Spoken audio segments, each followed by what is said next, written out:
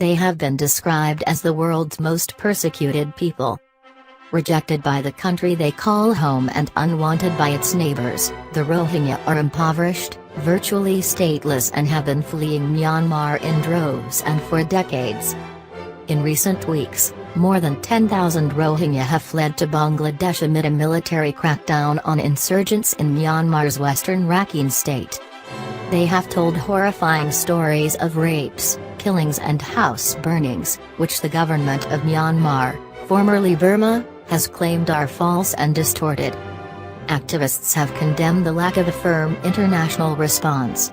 Some have described the situation as Southeast Asia's Srebrenica, referring to the July 1995 massacre of more than 8,000 Bosnian Muslims who were meant to be under UN protection, a dark stain on Europe's human rights record. What's happening? TOCK, from the Burmese Rohingya organization UK, says Rohingyas are suffering mass atrocities perpetrated by security forces in the northern part of Rakhine state. A counterinsurgency campaign was launched after 9 border policemen near Mongda were killed in a militant attack in early October, but the Rohingya say they are being targeted indiscriminately. The BBC cannot visit the lockdown area to verify the claims, and the Myanmar government has vociferously denied alleged abuses. But UN officials have told the BBC that the Rohingya are being collectively punished for militant attacks, with the ultimate goal being ethnic cleansing. What led to the current situation? The Rohingya are one of Myanmar's many ethnic minorities and say they are descendants of Arab traders who have been in the region for generations.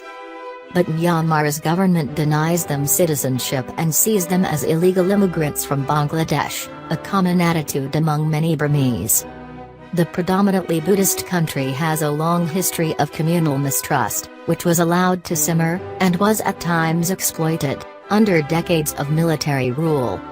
About 1 million Muslim Rohingya are estimated to live in western Rakhine state, where they are a sizable minority.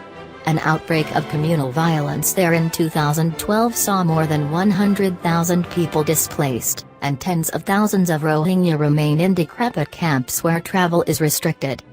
Hundreds of thousands of undocumented Rohingya already live in Bangladesh, having fled there over many decades. Where is Aung San Suu Kyi?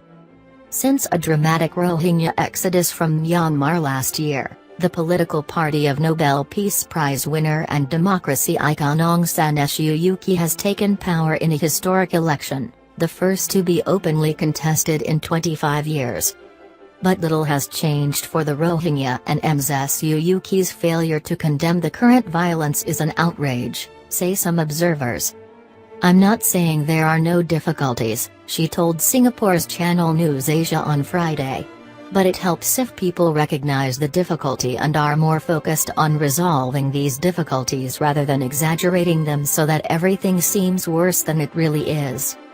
Her failure to defend the Rohingya is extremely disappointing, said TOCK, who for years had supported her democracy activism.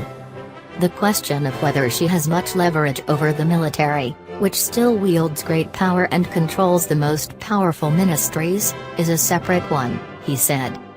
The point is that Aung San Suu Kyi is covering up this crime perpetrated by the military. But others say international media fail to understand the complex situation in Rakhine state, where Rohingya Muslims live alongside the mostly Buddhist Rakhine people, who are the state's dominant ethnic group.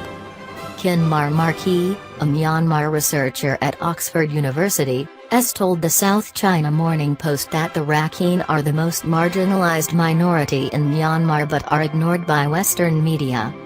In her recent media comments, Aung San Suu Kyi said Rakhine Buddhists are worried about the fact that they are shrinking as a Rakhine population percentage-wise, and said she wanted to improve relations between the two communities.